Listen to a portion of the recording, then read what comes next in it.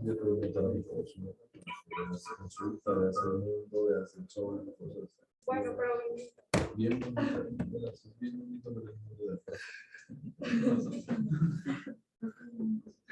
Bueno, ya, continuamos con la clase 2. Va que va. Esta parte que viene creo que es la más trascendental, ya vimos muchas cosas, pero creo que la estratificación de la cardiopatía isquémica es donde todo se atora, y a mí en lo personal tengo un anestesiólogo y dos internistas que me mandan bien estratificados a los pacientes. Todos los demás son unos chamanes, en serio.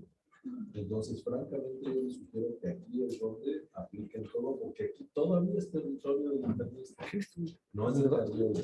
¿Tu apuntador, Diego? Yo le digo a todo mi gremio, y casi me quieren crucificar y correr de la Consejo Mexicano de Cardio, que la cardiopatía isquémica, si creemos que vamos a tratar los cardiólogos, estamos perdidos. No alcanzamos, somos bien poquitos. Esta es chamba de Ahorita se los devuelvo. general. De aquí ya que encontramos el problema, entonces la resolución es cardiológica y tenemos que hacer la cosa. Pero error si no le entran. Bueno, de entrada hay que conocer las pruebas. Hemos comentado un poquito referente a realmente las pruebas diagnósticas que vamos a tener por ciertos grupos de pacientes, específicamente por la prueba pretest que habíamos comentado. Pues que si era menor del 15% era de bajo riesgo, si era del 15 al 85%, está dividiéndose realmente del punto de 50%, el riesgo intermedio y más del 85% como alto riesgo para desarrollo o para padecer cardiopatía isquémica estable. ¿De acuerdo? Aquí podemos observar realmente el rendimiento de cada prueba. Comentábamos previamente que el hecho de que un paciente, una de las primeras pruebas que tengamos que realizar siempre va a ser una ecocardiografía simple, y el doctor pues después nos hizo justamente el énfasis de la diferencia pues de una ecocardiografía simple con una prueba de estrés, pues era súper importante en la simple valoración de la FEBI, porque miren, observemos que un electrocardiograma de esfuerzo, que es la primera prueba que podríamos realizar en un paciente que tenga que tenga una FEBI conservada, pues tiene realmente una alta especificidad para poder realizar el diagnóstico. Comparado con todas las pruebas observadas subsecuentemente, pues estamos viendo que la cardiografía de estrés pues también tiene una bastante sensibilidad y una adecuada especificidad. Ajá. Si contestas los otros dos, los cuelgo de la tabatera. ¿Qué es sensibilidad y qué es especificidad? Pregunta para R1, que quiera. La sensibilidad es la probabilidad de que una prueba sea positiva, la capacidad de una prueba de detectar. Exacto. Cuando es positiva, el paciente realmente tenga la enfermedad, y la especificidad. Discriminados. Discriminar a los sanos. Sanos es una palabra muy deliciosa. No es la palabra que estoy buscando. Te voy a poner un ejemplo y eso vale la pena que lo tengan. Dímelo D. Si tienes tu dímelo D positivo, es una necesidad súper bajita para tromboembolia pulmonar. Pero si lo tienes negativo, no hay manera de que se tome. La especificidad es casi del 100%, porque en medicina no existe el 100%. Pero la sensibilidad es bajita, ¿sabes? Porque si sale alto hay muchas causas trombogénicas, que duele el pecho y lo que da desatura y puedes tener. Pues ahí más o menos ayuda a entender este tema, ¿no? Entonces, la sensibilidad de la prueba de esfuerzo demanda, que es esta la primera que tenemos, o el SP de esfuerzo, pues ya la vieron, ¿no? Es muy bajita la sensibilidad. Ahora, si la hace Jorge Lara en este lugar con el complemento cardiopulmonar que la hace y tal, eso da 92%. Entonces hay que saber qué pasa. ¿Por qué la sensibilidad de la prueba de esfuerzo es muy bajita? Porque cualquier chango tiene una prueba de esfuerzo en sus manos. Han ido al chopo. Y dicen que el chopo ha mejorado impresionantemente su labor. Pero no hace sus pruebas de gabinete porque te la hace el chalán. Un cuate que ni médico es un técnico, entonces no jala. Ha de haber alguno bueno, pero la mayoría no. ¿Por qué? Porque no están pensando en lo que están viendo. Y entonces puede ser que todo el electro quede normal después de la prueba de esfuerzo, pero si se hipotensó al final, es uno de los criterios de positividad más importantes de una prueba de esfuerzo. O sea, como no le cambió el electro, la da negativa, ¿no? Pues hay muchas cosas que verle, pero bueno, este es un grueso, pero el problema de la prueba de esfuerzo es que todo tiene en los óxidos. Ahora, sigue. Sí. Bueno, como comentamos previamente en la clase, si nos vamos ahora sí todo el arsenal diagnóstico que vamos a tener para estratificar la cardiopatía isquémica estable, pues nos damos cuenta que la única que tiene una excelente sensibilidad es la TAC coronaria, ¿de acuerdo? Por esa situación comentaba justamente el doctor que es uno de los métodos diagnósticos principales y actualmente pues el ideal para el diagnóstico de esta misma, ¿de acuerdo? ¿Qué es AT coronario? ATC coronario. Es la tomografía. Pero la abreviación ATC, ¿a qué hace? Angiotomografía coronaria. Angiotomografía. Nunca lo había puesto así en esa. Ah, bueno, es que sí viene en la guía. ¿Está bien? Entonces, bueno, no es cierto que es la más sensible. Hay que saber a quién le están pidiendo las cosas. Por eso la red de referencia que ustedes dejan y exploten que están en un centro médico nacional bárbaro. Si ustedes mandan un ecodobuta a manos de la doctora Julieta, tiene 98% de sensibilidad. Si ustedes mandan un gammagrama cardíaco interpretado por la doctora Puente, tiene un 96%. Si ustedes mandan una tomografía de coronarias a un chamán de los que están en cualquier gabinete radiológico tomográfico, baja mucho la sensibilidad. Si se lo mandan a Dinora, prácticamente van a ver las coronarias del paciente así. Entonces, sí vale la pena, y eso es algo de lo que les brinda estar en un centro médico nacional, no lo tiren a la basura. Dejan una red de especialistas que sean precisos y certeros en el diagnóstico para que sus diagnósticos y sus diagnósticos sean precisos. Yo no le mando una tabla de coronarias a cualquier chat. Yo se la mando a Eric Mura, a López Meave o a Dinora Zamora. Nada más. Si no me la hacen ellos, les digo que no vayan. Espera que estén a que tengo que la tengo. Okay. Bueno, referente al uso de las pruebas de esfuerzo de estrés farmacológico, justamente habíamos comentado previamente algunos datos importantes. Hace un momento lo acabo de repetir.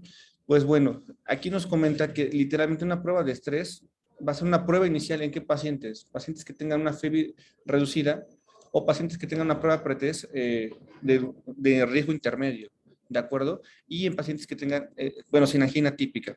Ahora, en el punto de abajo es súper importante. En la clase previa también se había comentado, esto ya realmente es parte de un repaso. La clase previa tenía algunas perlitas chiquitas que tal vez no se identificaron, que estaban con sueño ese día, posguardia, pero en realidad ahí la teníamos. Una prueba de estrés también se va a recomendar en pacientes que tengan alteraciones electrocardiográficas. Habíamos comentado de dos, pacientes que sean portadores de marcapasos y pacientes que tengan imagen de bloqueo de rama izquierda, ¿de acuerdo? Porque no los puedo subir a la banda. Exactamente, porque las alteraciones durante la banda pues no van a ser traducibles. Exactamente. Aparte de esta situación, se recomienda las pruebas de estrés de esfuerzo en lugar de estrés farmacológico, ¿de acuerdo? Siempre que sea posible. Entonces hay que tener en cuenta que nuestra primera opción va a ser estrés, bueno, una electrocardiografía de esfuerzo. Sin embargo, si esto tiene alguna contraindicación o no va a ser detectable justamente esta misma, hay que irnos inmediatamente por una prueba imagenológica, ¿de acuerdo? Se debe considerar la realización de una prueba de estrés en pacientes sintomáticos ya tratados previamente con revascularización. Entonces, todo paciente literalmente que ya estuvo ya se revascularizó, tuvo una cirugía de revascularización ahorita vamos a ver las indicaciones justamente de esta misma. La primera prueba que tendríamos que realizar ya no sería una prueba de esfuerzo, prueba imagenológica, ¿de acuerdo?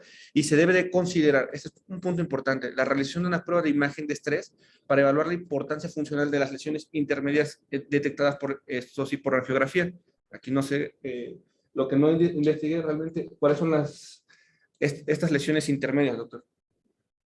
Lesiones intermedias, ahí te va. Lesiones intermedias son esta lesión del 60%, que cuando las ves en la geografía coronaria directa, dices, chinga, cuando está en donde. Okay. Estas lesiones intermedias te meten en muchos problemas.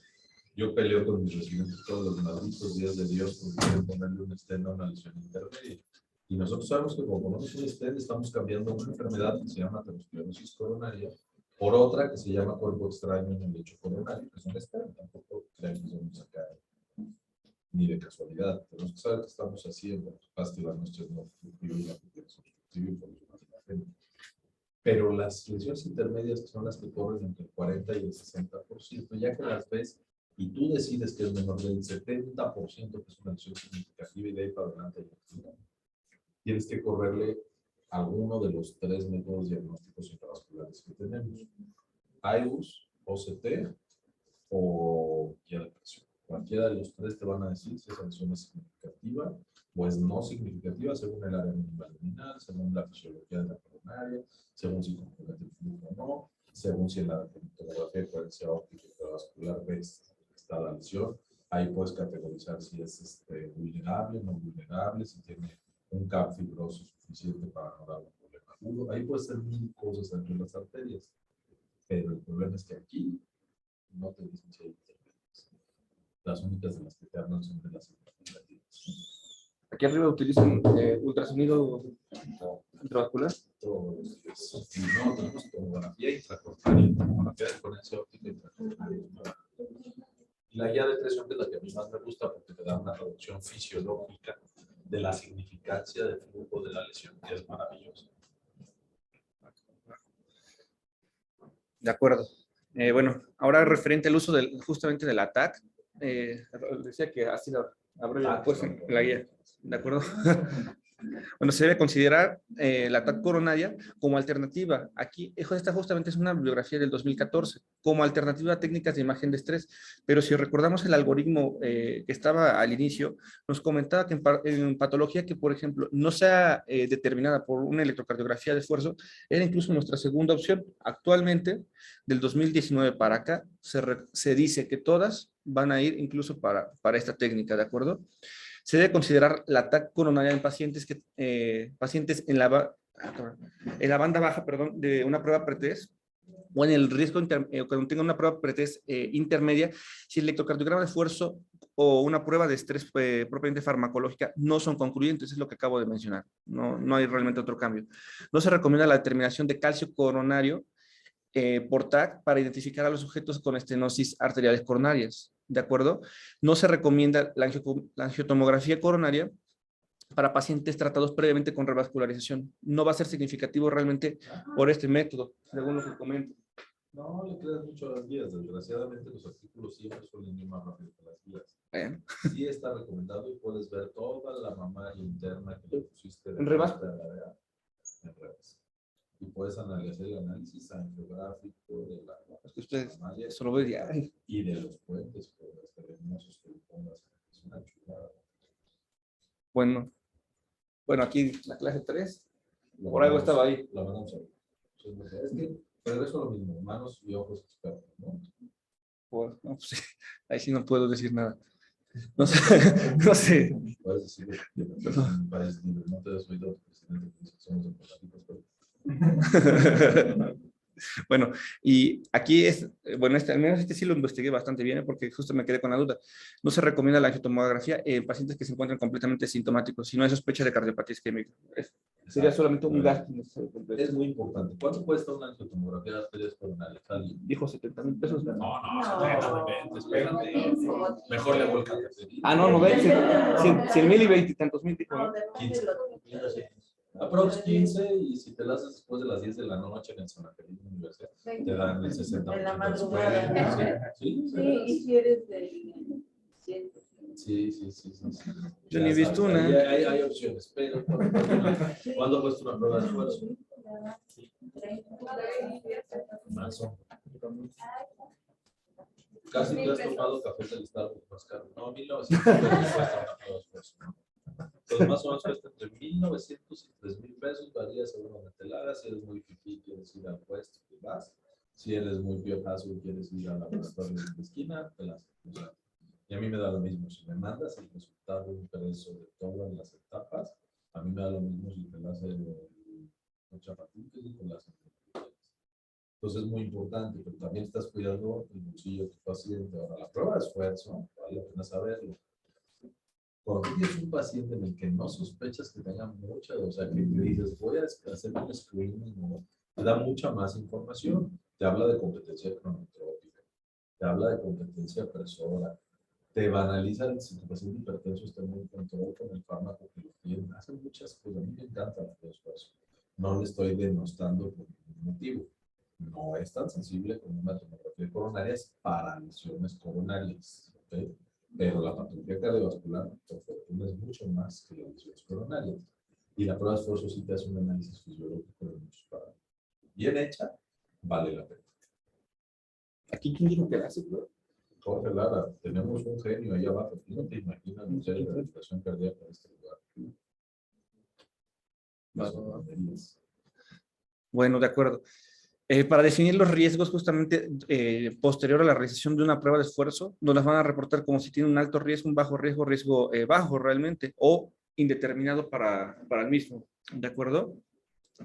En la realización de una prueba de esfuerzo, en pocas palabras, el riesgo alto lo vamos a considerar cuando el riesgo alto de una prueba de esfuerzo nos da una mortalidad cardiovascular mayor al 3% año, ¿de acuerdo?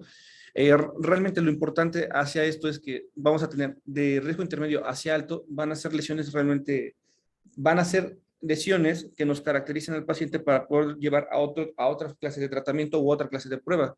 De acuerdo a una prueba de esfuerzo, puede irse inmediatamente después, según las guías actuales de 2019, te dicen, vete inmediatamente incluso a una coronariografía directamente para certificar perfectamente y poder ofrecerle un tratamiento a tu paciente. Ahora, nosotros podemos detectarlo por imagen. Comentábamos realmente que hay varios métodos de imagen. Aquí vamos a hablar del SPECT. En el SPECT vamos a tener que un riesgo alto va a ser considerado aquella isquemia que sea mayor al 10% con datos cuantitativos ilimitados para, datos cuantitativos para la resonancia magnética que también vamos a poder realizar durante estos dos métodos, ¿de acuerdo? Probablemente más, esto es súper importante, en lo que sería un ecodobutamina o un eco con vasodilatación, más de dos 16avos de segmentos con defectos de la perfusión nos hablarán literalmente de que este paciente tiene un alto riesgo cardiovascular y de igual manera se va a incrementar el labor. Alto riesgo de isquemia, ¿no? No, alto riesgo de muerte. Isquemia ya sabes que tiene. Es muy importante. ¿De muerte? O sea, un paciente que tiene comprometido todo ese porcentaje de miocardio, no estás sabiendo que tiene alto riesgo de isquemia ya sabes que tiene. Estás sabiendo que tiene alto riesgo de un infarto al miocardio. Bueno, eso es muy importante, son dos cosas. Bueno, sí, disculpen. Y bueno, en este caso, la ecocardiografía de estrés, 3 o más segmentos de disfunción del ventrículo izquierdo nos hablarán con justamente, bueno, hablándolo como lo comenta el doctor, de riesgo de infarto inminente, ¿de acuerdo? Y bueno, ya por angiotomografía, lesiones significativas de alto riesgo van a ser, aquí es lo que le comentaba que sí, es lo que se investigaba, enfermedad de 3 vasos con estenosis proximales, enfermedades trivasculares o de 3 propiamente. Esas son las que matan. Y enfermedad propiamente de la descendente. Estas, según lo que toca esta guía, es que se tienen que ir inmediatamente a revascularización. Pero por riesgo, cuando tú ves un estudio de alto riesgo, cualquiera, tienes que hablarle a tu cardiólogo intervencionista en ese momento y decirle, ahí te va, porque se infarta o mañana o en 10 años, no sabemos. Pero de que se infarta este amigo, va para allá, ¿vale? Y normalmente es el primer año. Ahora, ¿qué es el escudo de calcio? Regrésate, te hablaste del escudo de calcio. Lo voy a tocar aquí adelante. Órale, pues. Bueno, si quiere me voy. No. Okay. No, pues soy el experto. De acuerdo. Bueno, ya que tenemos el diagnóstico confirmado de cardiopatía isquémica estable, ya hicimos previamente, pues, la información pretest que vamos a estar considerando como de riesgo intermedio o de riesgo alto, pues ya literalmente consideramos la estratificación de bajo riesgo para eventos, lo que comentamos hace un momento, menos de 1%, de 1 al 3% es riesgo intermedio, y riesgo alto de eventos cardiovasculares al año, ¿de acuerdo? Vamos a considerarlo como alto riesgo. Ahora, a partir de aquí es donde vamos a girar nuestras pruebas diagnósticas y hacia dónde nos vamos a tener que ir, ¿de acuerdo? Aquí podemos inmediatamente irnos de un riesgo intermedio, podríamos considerar, bueno, riesgo bajo, riesgo intermedio, podríamos considerar, como lo comenta previamente en las diapositivas anteriores, realización de una tomografía de coherencia óptica o, en su caso, realización inmediatamente de una coronariografía. ¿De acuerdo? Eso sería lo ideal. Pero aquí comenta una cosa súper importante, el algoritmo, que según las comorbilidades, la preferencia del paciente. Si el paciente prefiere literalmente irse a una tomografía de coherencia, eso sería lo que se le ofertaría al paciente. ¿Qué va a preferir el paciente? Algo no invasivo. No, ¿qué va a preferir el paciente? Bueno, estar bien, estar ¿Qué va a sano. preferir el paciente? No, bueno, Lo que yo le sugiera. sugiera. Compadre. Pues sí. Si tú le dices, mire señora, ahí te va, tú me vas a decir. Si yo llego y digo, oye, hay 2 pruebas buenísimas. Una vale 1,900 pesos y otra 15,000. ¿Cuál quieres? Bueno, La 15. no. Vale la piojada, bajo la de 1900, pues ya así es la vida. Si yo te digo, se haga la de 1900, es muy probable que acabemos haciendo la de 15,000, porque me va a dar más certeza de eso. No se vaya a lo que tú le digas. El paciente decide sobre su salud, siempre, pero siempre decide con base en la información que le da su médico. Entonces tú eres el que tienes que orientar la toma de decisiones asertivas de tu paciente para que cuide su salud. Muy importante, ¿sabes? Siempre va a decidir lo que tú le sugieras. Sugiérele lo mejor para él. A veces una prueba de 2 pruebas. De acuerdo. Y algo que es significativamente importante es que cuando sea un paciente de alto riesgo, ahí no hay otra, hay que inmediatamente meterlos a coronariografía, y aquí justamente lo que comenta, hay que adicionar a ese momento la tomografía. Creo que, bueno, ahorita comentándolo, pues el doc dice que aquí lo hay, no lo sabía. O sea, allá arriba, pues. ¿De acuerdo? En el caso de bajo riesgo, pues vamos a realmente a valorar si podemos realizar la propia tomografía. Podemos considerar si mejoran los síntomas o no. Si continúan los síntomas, hay que irnos inmediatamente a la tomografía. Si no continúan los síntomas, pues podemos solamente intensificar el tratamiento que ahorita vamos a comentar. Ah, no, sí. Algo sí, sí. No. Esto, perdón, es tratamiento médico óptimo. Tienes razón. El tratamiento médico óptimo es óptimo, ¿eh?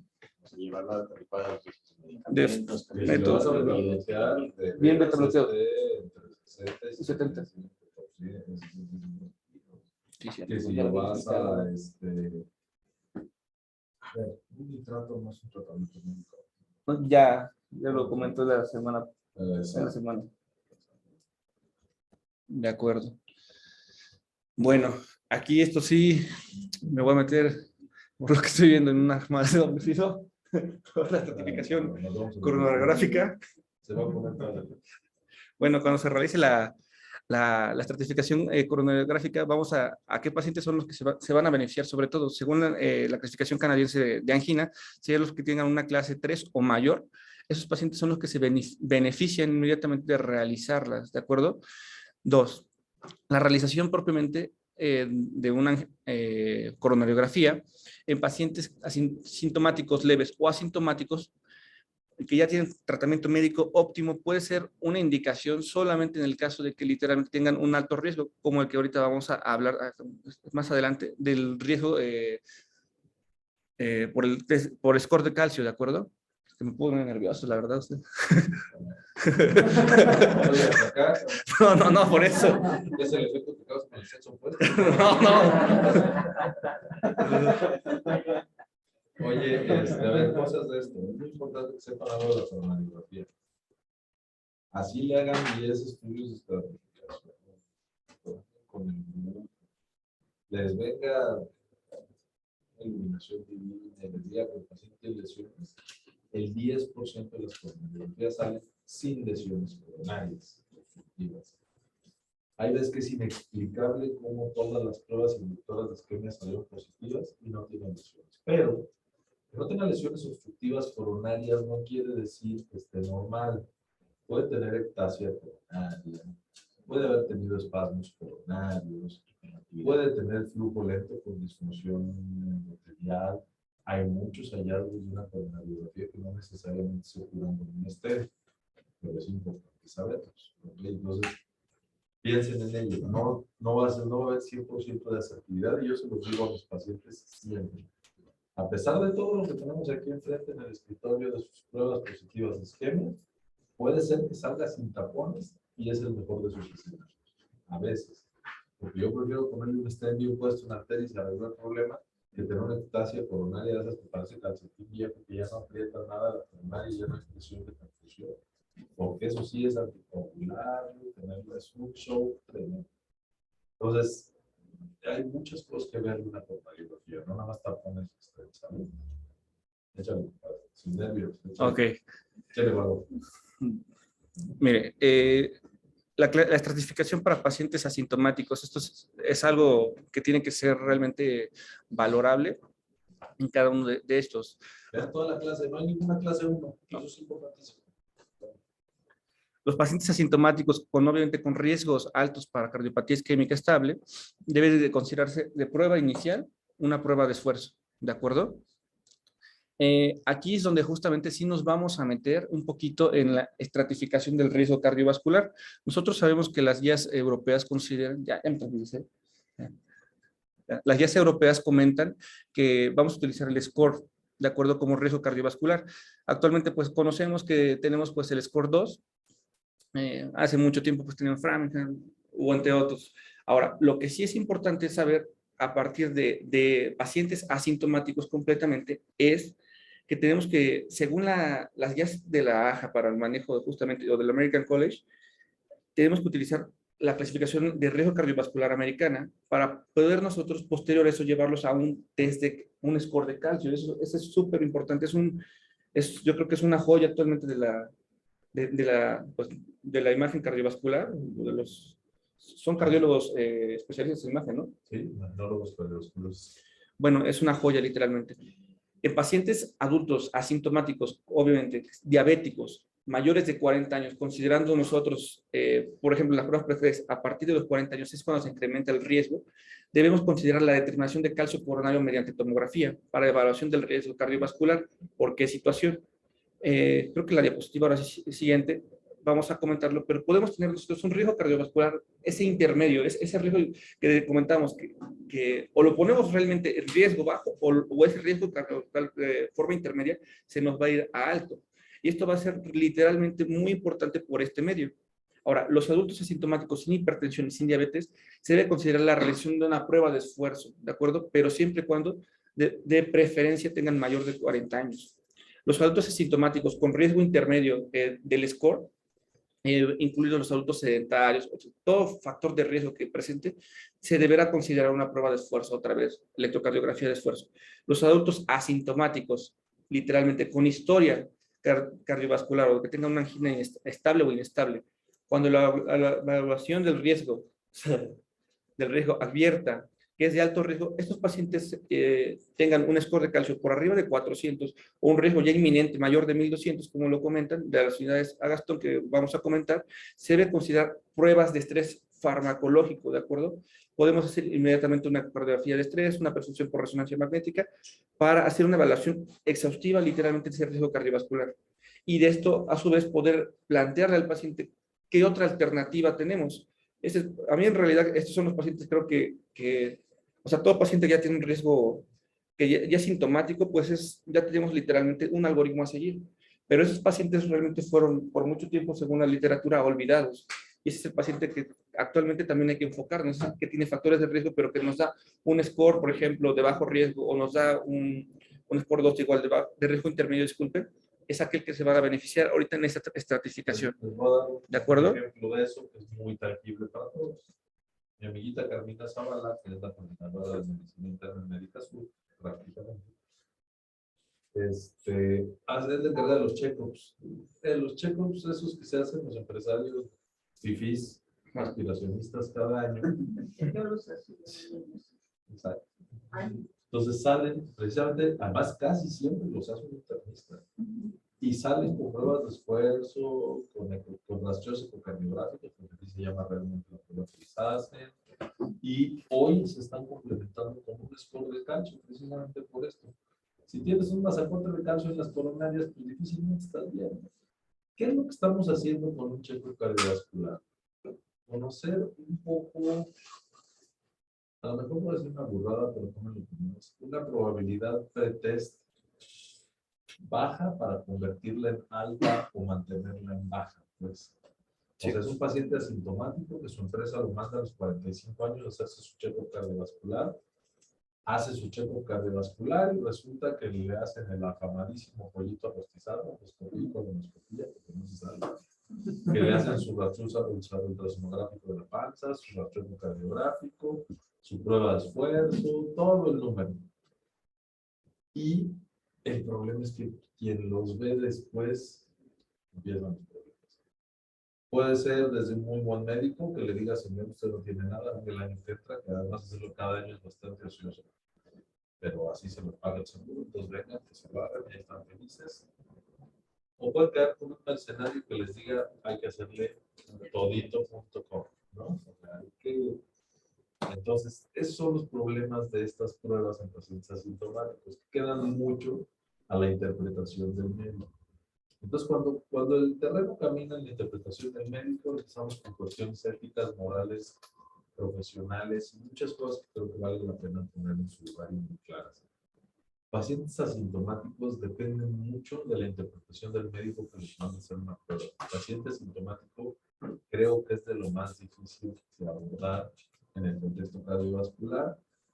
Hacerle un score de calcio, que es una prueba mucho más barata que una angiotomografía coronaria, porque nos encontraste, porque es un shot y goodbye, porque, o sea, todo esto, creo que es un buen approach a un paciente asintomático que queramos conocer realmente en qué riesgo está parado.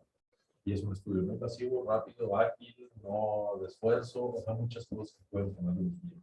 Entonces, para esos pacientes, para ese nicho específico, es útil el score de calcio. Para un paciente sintomático, no hay que caminar por reserva de valor, porque, pues, a ver, vamos a pensar que tu paciente tiene angina y sale con 0 de score de calcio. Que lo hace ya, señor, ¿está usted bien y a su casa? No. ¿Qué va a hacer otra? Entonces, por haz de la que le ibas a hacer de principio, no vas a gastar ni perder el tiempo, ni vivir la angustia, estar enfermo, es bastante angustia. Sí, Doctor, una pregunta, o un escenario más bien. En el contexto de entiendo ese grupo de gente que ya sea por medio de un seguro, por medio de una empresa, o porque tiene una preocupación real por su salud, es gente que está dispuesta a invertir en su salud. Va con un cardiólogo, quiero que me haga una revisión, y ahí uno dice, bueno, por la edad, y va, se les pone tal. En el contexto del paciente institucional, sí. asintomático, que cumple los mismos criterios que ese que fue al consultorio, pero es institucional, ¿qué tanto costo-beneficio es redituable? El score de calcio es muy costo-beneficio porque prácticamente no nos cuesta. O sea, el tomógrafo ahí está, ya se amortizó su valor hace mucho tiempo. Entonces, caminar a tu paciente por un score de calcio es a todo dar. O sea, es barato, no usas contraste, te tardas un minuto, más o menos. El tomógrafo 14 de aquí, que es una chulada. Tardas un minuto en acostarlo, que le corran las coronarias y que te den las unidades altas. Entonces, es muy costo-beneficio. Yo, por ejemplo, en una valoración cardiovascular en un paciente mayor a 45 años, con los suficientes factores de riesgo para estar en el intermedio y con los de riesgo bajo, no hay que hacerles. No. Eso sí, pero cuando el riesgo intermedio es el lugar más peligroso de la cardiovascular. Porque antes decían, con riesgo intermedio, esta es la conducta. Hoy, en las nuevas tendencias, cuando un paciente está en riesgo intermedio, lo correcto es recategorizarlo a alto o a bajo. No se vale que se quede el paciente en riesgo intermedio, porque entonces te vas a equivocar. Pero todo lo que esté en riesgo intermedio para arriba, hay que bajarlo a correr un score de calcio y puedes tener la tranquilidad con un score de calcio de menos, me parece que unos 100 unidades, que no tiene mayor problema. De 200 para arriba, ya, entonces ya lo metes a las experimentales. Ahora, fíjate que hay un dato muy interesante que nos debería poner a reflexionar mucho ustedes y a nosotros. El servicio de angio, un servicio con mucha patología vascular por naturaleza, va a sacar un estudio en el que los resultados de su cirugía son iguales con o sin valoración clínica. Está impresionante ese estudio. No estamos impactando en el riesgo cardiovascular con nuestras valoraciones hechas en el pasillo y sobre las rodillas. No las estamos haciendo, y pues critico a cardio de la misma manera. Juntaron parejo medicina interna y cardio. No servimos de nada para ayudarles a que sus pacientes no se les mueran en el tránsito de terapia. Yo ya me puse a hacer el análisis de la data que tienen Y el único fármaco que impacta en la mortalidad cardiovascular en el territorio periquirúrgico es el beta-bloqueador. Nadie tiene beta-bloqueadores. A nadie le Pero, oiga, pusieron doctor, beta-bloqueadores. pero ahí no tiene que ver mucho el tiempo que tiene que tenemos que hacer la valoración, porque por ejemplo justamente la SC que 15 días comenta antes que 15 empieza, exactamente. Y luego, Es que las de mayo dicen que mínimo una semana. Y antes de así, iniciarse. mínimo, ¿y por qué no pones en tu nota de valoración que el paciente podrá ser quirúrgico en una semana previa intervención de beta-bloqueador? Porque te la prueba y entonces nomás le pones a uno o a todos. Pero no es esa la verdad, vamos a hablar por qué es. Fíjate. O sea, además dime, ¿en qué le molesta a un paciente que tiene 80 latidos por minuto? Echarse un beta-bloqueador una semana, perderse toda, salir de con una protección un poco mayor. Y además, si todavía somos un poquito más exquisitos, el 50% de los pacientes que tienen enfermedad arterial o venosa periférica tienen enfermedad cardiovascular que oculta. Entonces, ¿qué estamos haciendo? Pero ¿sabes qué? También tiene que ver la población en México. Yo también sé de las pruebas para el no les cuentan ni sus servicios pagan. El decir que tienes posibilidad de tener factores de riesgo, no le cae el 20 a nuestra población. No hacen la... A mí me tocó pacientes que yo hice como cierto. Y en la séptima ya me llegó el compañero y dijo, ahora sí voy a hacer lo que me dijeron. Porque ya murió mi compañero con el infarto. Y le decíamos, toma tus estatinas, toma todo. Digo, cuando yo empecé era experiencia. Pero sí, también le tengo mucho en la paciente que le caiga que nosotros enviamos que realmente explicarles bien qué factores de riesgo tiene para que los lleve a cabo. Y que en México vivimos una triada lipídica heterogénica espantosa. Triglicérido alto, HDL bajo. Es la peor combinación existente para morir. Y en estos pacientes que son de riesgo intermedio que probablemente pues, empiezan su seguimiento a una edad, digamos, adultez temprana y que los vamos a ver durante mucho tiempo, ¿qué tanto se van a radiar con todo este abordaje? Es muy poquita. Mira, yo a mis pacientes siempre les digo, si tú tienes un ataque coronario limpia, tienes calcomanía doble 0,5 años. En 5 años otra. ¿No? ¿Qué puede pasar cada 5 años? O sea, ¿qué tan rápido vas a desarrollar enfermedad aterosclerótica severa coronaria? No sé, en 6 meses. O sea, hay pacientes que sí, pero esos te lo van a evitar con la clínica. Y el hecho es que, y eso se lo digo a todos los que trabajan conmigo afuera en la privada, y trabajo con muchos internistas, les digo, no va a pasar nada si tú estás pegado a tus pacientes. Si tienes un paciente internado, el más jodido del planeta Tierra, pero le vas a visitar 3 veces al día, no le va a pasar nada. Si tú dejas al paciente y le pasa a las 12 de la noche, ya que no está la gente que lo viene el día, se va a morir. Es muy sencillo, pegadito a tus pacientes, no pasa nada. Mi receta trae mi celular anotado. Mis pacientes pueden hablar a mi celular. Yo escogí ese trabajo y esa vida. El que no des su celular es un pobre piojo mediocre médico. Y te van a molestar, por supuesto, y te van a molestar por estupideces, pero juro que sí. Si no te gusta eso, pues hubiera sido dermatólogo. Perdón, los dermatólogos. Pues sí. O te vas a una institución pura y ahí nadie te va a molestar. ¿No? Tú decides, pero la verdad es que esto se dedica a pegadito a los pacientes. Los síntomas te van a gritar sin que hacer algo antes. Si no, todas estas pruebas de estratificación tienen una vigencia. Vive con la vigencia. La prueba esfuerzo 3 años, la otra vez coronaria 5, y ahí te vas. ¿No? Síguele, maestro. Va, que va. Nervioso. No, ya no. Ya. Te das un día separado, compadre. Un beta-bloqueo. Sí. Dale la mano. Bueno, para la estratificación del riesgo por medio del score de calcio, acabo de contar el doctor, en este caso, vamos a utilizar las unidades Agaston, ¿de acuerdo? Pues realmente esto salió a partir de un estudio hecho en el 2016, en el cual sus conclusiones fueron las siguientes: que los pacientes que literalmente nos vamos a ver beneficiados, vamos a ver, pero tal vez hasta yo ya lo tenga, es literalmente con el score de Agaston que tenga mayor de 100, 200, ¿De acuerdo? A partir de 100 del score de Agatston, literalmente tiene un riesgo, eso va a ser recategorizado como un riesgo moderado, ¿de acuerdo? Este riesgo moderado lo puedes llevar con hasta 399 unidades Agatston, que lo cual, ¿qué es lo que te indica? ¿O qué es lo que te está traduciendo justamente este score de calcio? Te dice, ¿sabes qué? Tu paciente no sabías por la escala, la ASCBD, te decía que tienes un riesgo de 1.5 hasta casi 10.5 y te comentaba justamente que esos estaban como un riesgo intermedio, uno que era intermedio bajo y uno ya intermedio propiamente dicho. Bueno, en este paciente justamente es cuando tú lo puedes considerar inicio ya temprano de la terapia con estatinas, ¿de acuerdo?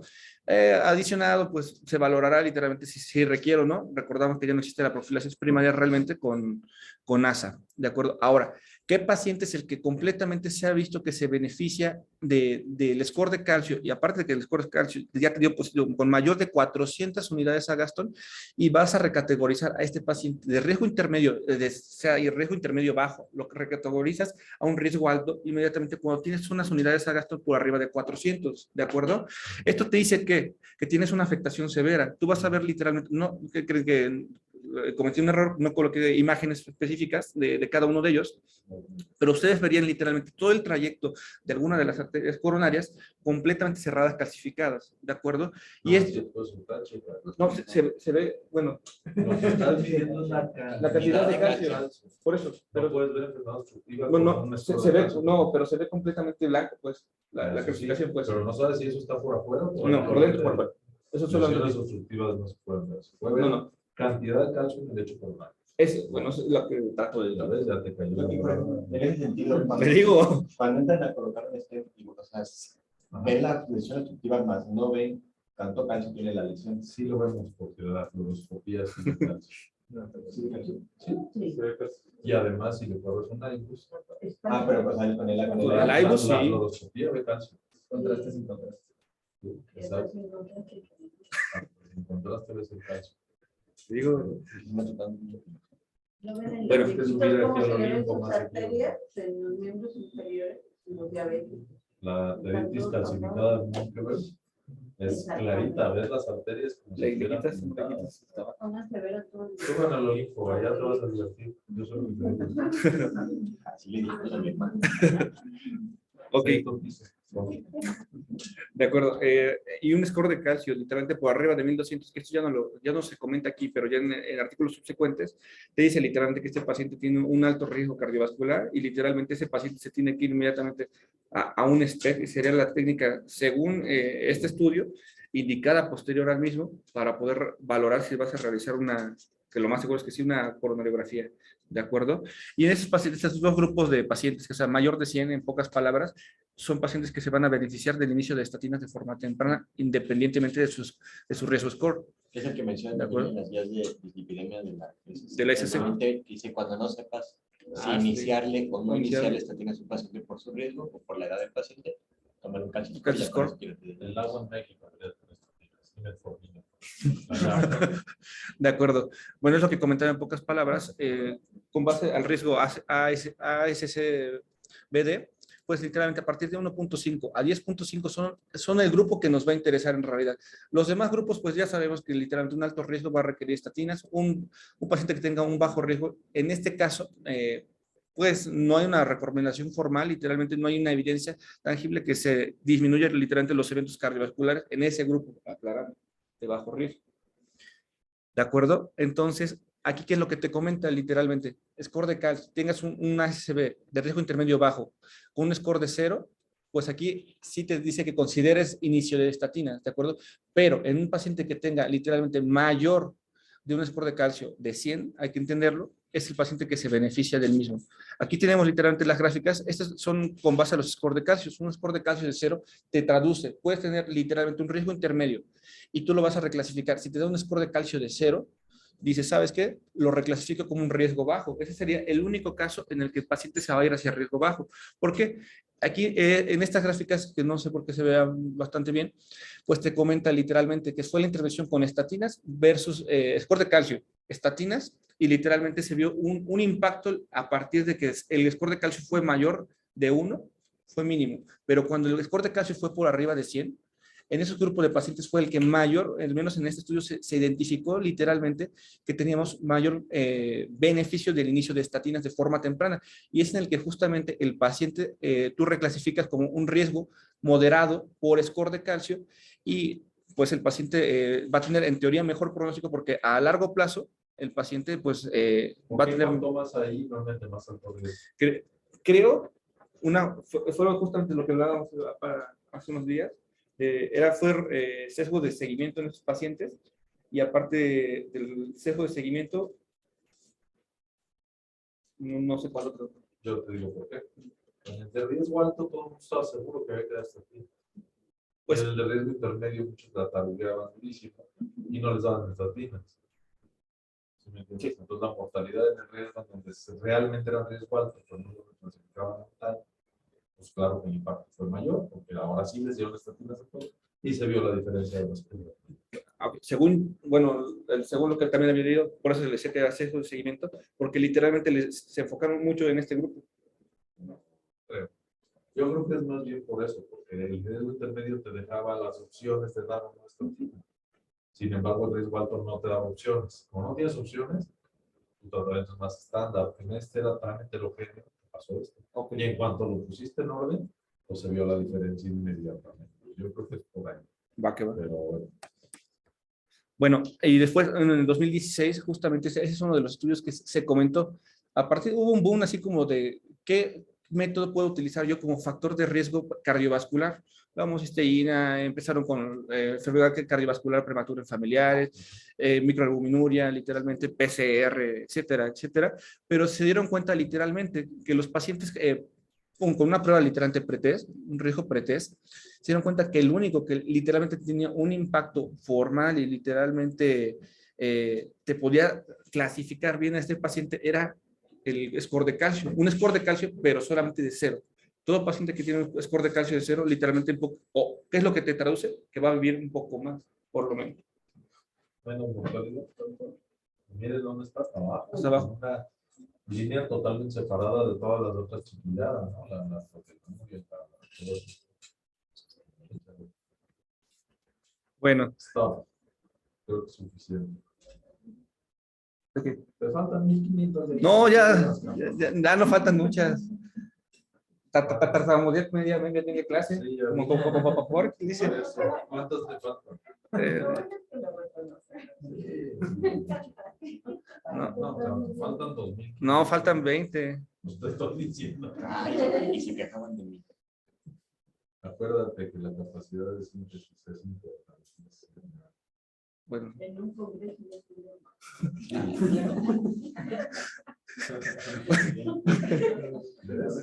¿A poco te echan 3 clases, cabrón? No, ya si quiere me echo está rápido. No, la vas a tomar. Porque el problema es que si no digerimos, a mí se me hace que la clase más importante que han tenido es esta. Por eso me ponía nervioso. Hasta aquí está. Me ponía nervioso. La clase más importante que como internistas han tenido es la que acabamos de ver. O sea, esto sí va a ser lo que van a tener enfrente diario. El paciente, porque hicieron una campaña en el Chopo de hacer después del calcio, va a ir y va a llegar no conmigo, porque no tiene cardiólogo, porque qué tanto tiene, así son. Nos ven con el internista y así, no, es que me salió esto y además la glucosa la tengo en 107 y además. Y les va a poner todo su enfrente. Y lo muy importante es que sepan qué hacer con ese paciente.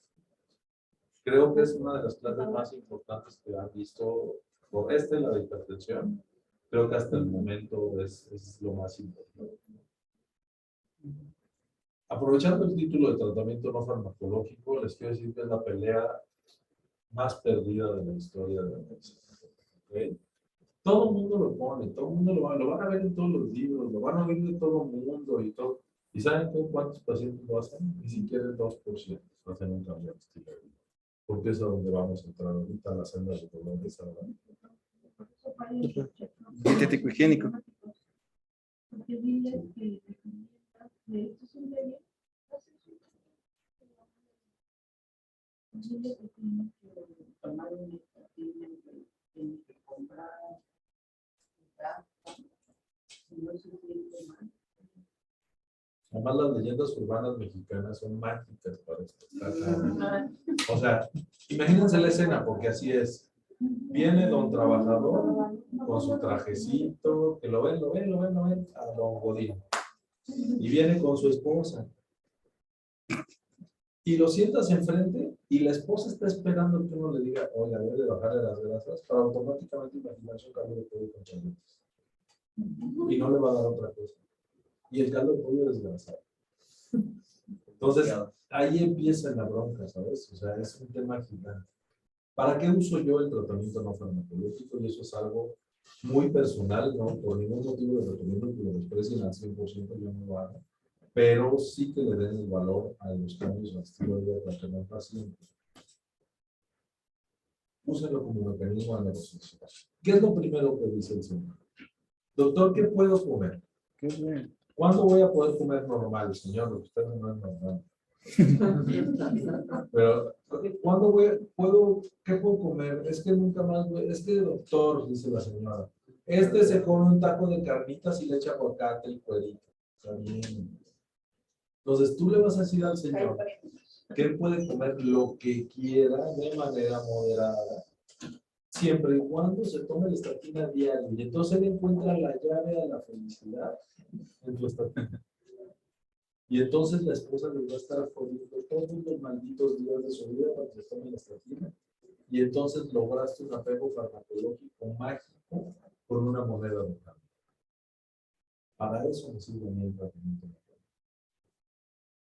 Oiga, doctor, pero a mí me gusta tomarme mis cervezas y tomo Coca Light, sí, pero el sodio es altísimo.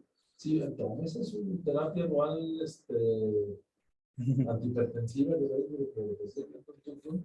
se vuelve la otra llave a la felicidad. Y entonces tú conviertes tu tratamiento farmacológico en la llave. Ahora vamos a hablar realmente que el tratamiento no farmacológico impacta en el 10% y el farmacológico impacta en el 90% del bienestar del paciente.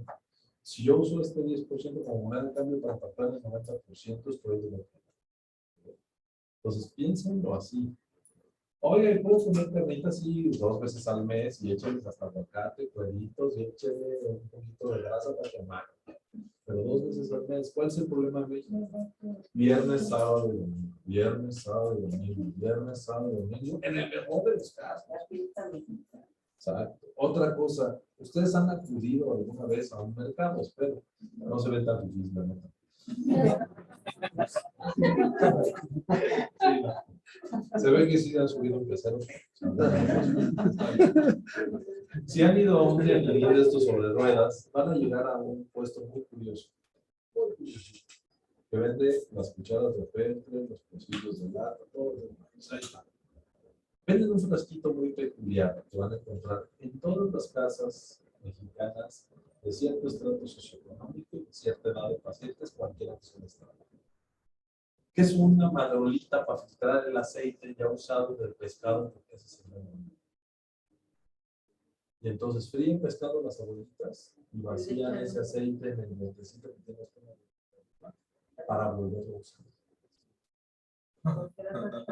No hay tragedia más grande en el planeta Tierra que el aceite reusado. Nada. Ahora, traduzcan la doña Queca. ¿Ustedes creen que doña Queca de mi esquina? Doña Queca de mi esquina, de aquí afuera. No la conocen. Sí, claro. Todo ese aceite es el que está matando a México. No es el aceite, no es el aceite de uso de primera vez. Ese, pues vaya, hay cosas que además se usan, ¿no? O sea, disminuir el colesterol tanto. Eso desde los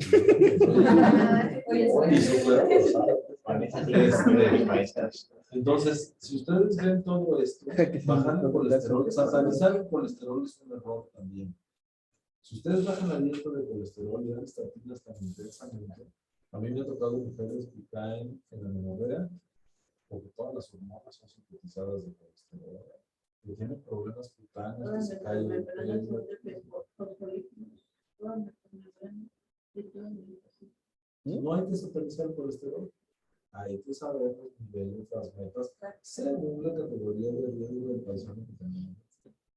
Ahora, me han dicho mis pacientes así enfrente de mi cara y además me han dejado callado muchas veces. Doctor, ¿y yo para qué quiero vivir 40 años más comiendo pollitos asados? ¿Qué le contestas a eso? Pero me tienes que quitar, o sea, para que estás y comiendo de todo más tiempo. Es que la comida mexicana es un placer. Pues negociar. Yo sí le digo, esto no está hecho de lechuga, Mr. Pérez, vamos a platicar. Y entonces ya platicamos y vemos y le das una concesión adecuada. Entonces, es muy importante que sus redes no se vuelvan el martillo al que tiene que acudir el paciente. Hay mucho médico regañón. Cada quien vestido, no me quiero someter con el estilo de cada uno. Pero es mejor ser el médico que realmente me está desatorando un problema de salud, a ser el médico que se haría con la esposa para cuidar al paciente. Es muy seguido, eso no es hipotético. Al contrario, su paciente es el de acá, la esposa puede evitar. Es el de acá, aunque se debe a su paciente. Y entonces hay muchas maneras de negociar con ambos. Muy bien. Muy importante. Su tratamiento no farmacológico es una mejor manera de cambio, no lo dejen en basura, y encima de la mesa. Eso y los remedios mágicos.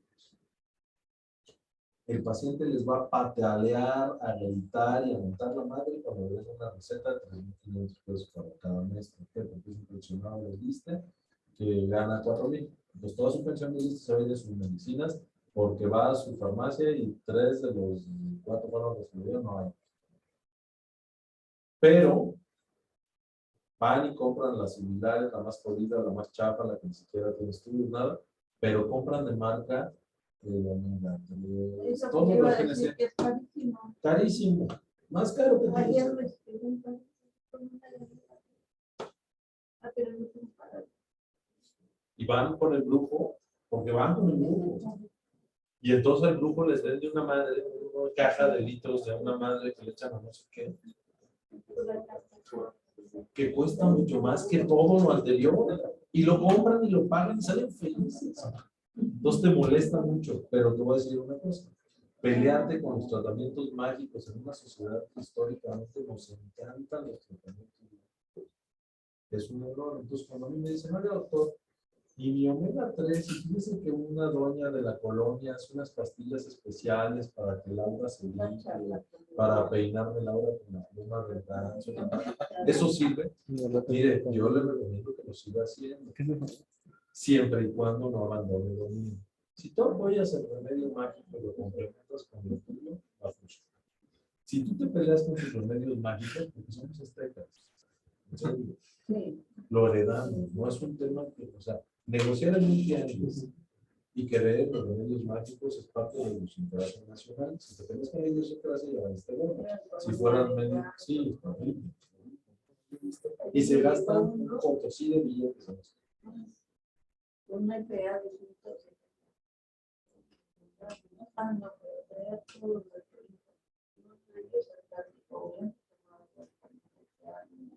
Y las plantitas en las rasas. sí, ya estaba un buen pero la medicina la que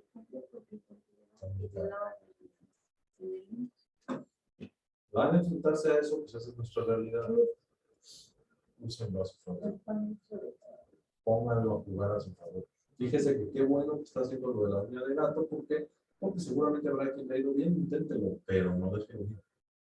¿Sabes? No te pelees con el paciente. Hazlo tu cómplice, hazlo tu equipo en cada juego farmacológico que tengas. Lo farmacológico es tan pequeñito el impacto, es importante, pero es tan pequeño el impacto que no te va a trascender tanto como garantizar tu tratamiento. Entonces, por ahí va. Oiga, y luego, ¿no habrá la posibilidad de que nos enseñe lo de pruebas de esfuerzo y eso? Cuando quieras, yo creo que deben de hacer es bajar con Jorge. Bien, un viaje con Jorge Lara. Regresan, van a regresar sorprendidos y querían ser resultados que había. Es impresionante. Cuando quieran ir con Jorge, me dicen quién quiere ir, yo le hablo a Jorge y les voy a trabajar con él. Sí, porque Porque si tuvieron 3 ingresos y son como 40 vatos, pues yo creo que pueden ir. Se la van a pasar bien. Y si quieren ir con Dinora Sandoval, si quieren ir con Dinora Sandoval a ver las tomografías,